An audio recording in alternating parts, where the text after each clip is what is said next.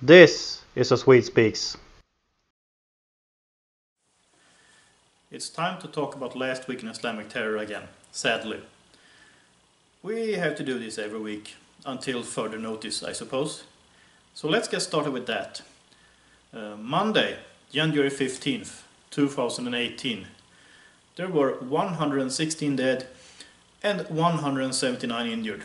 And among those were, in Tripoli, in Libya, 20 dead and 69 injured, when Bashir al-Baqarah members attacked an airport with heavy weapons.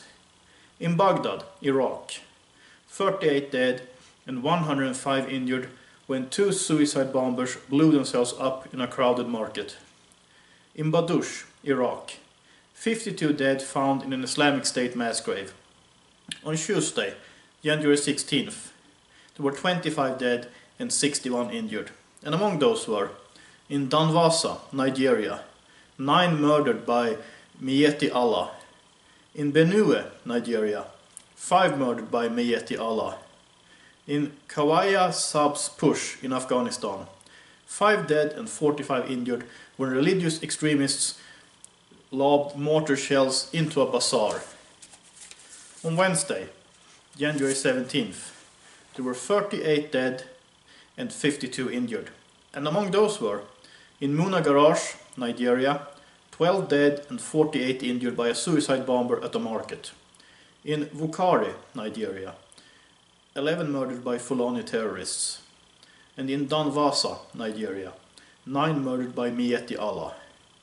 On Thursday, January 18th, there were 47 dead and 14 injured. And among those were, in Mukhtar Kala, Afghanistan, 8 dead and 2 injured when the Taliban fired automatic weapons into a police checkpost. In Tumur, Niger, 6 dead and 8 injured when Boko Haram attacked a fishing village. And in Shura, Iraq, 23 dead found in an Islamic State mass grave.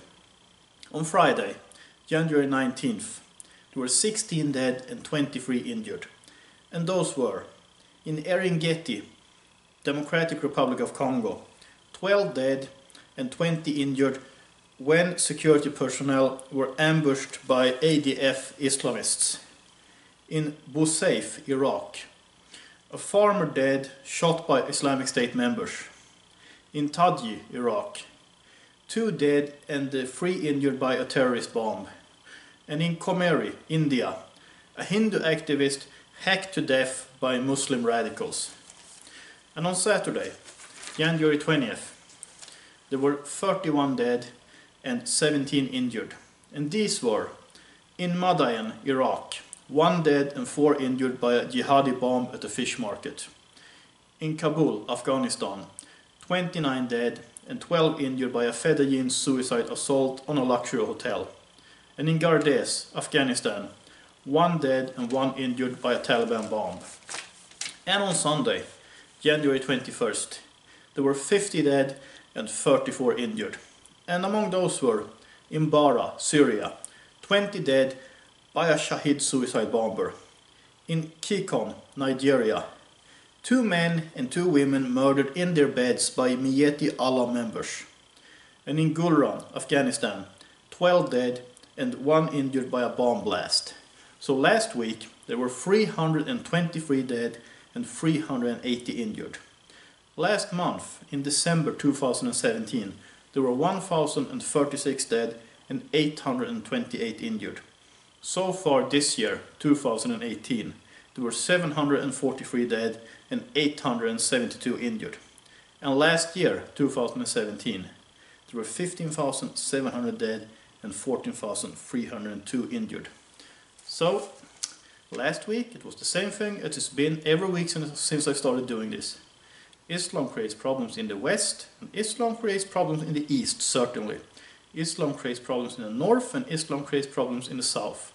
Islam creates problems in non-Islamic countries, for instance India, and Islam creates problems in Islamic countries, like Syria, Iraq, and Afghanistan, and many other countries. So Islam is the root cause here. That's my conclusion, and that's what we need to see. And until I've gotten the critical mass to see this, I will return every week and report on last week in Islamic terror. And sadly there's already been some this week too, so I will return with that next week. And that's really all I have to say about that right now. So I would like to thank all the people who are supporting my work. And if you like what I do, if you think what I do is important, well, please consider sending me $1 or $2, or 10 or 100. That's always greatly appreciated. So, until next time, have a nice day and God bless.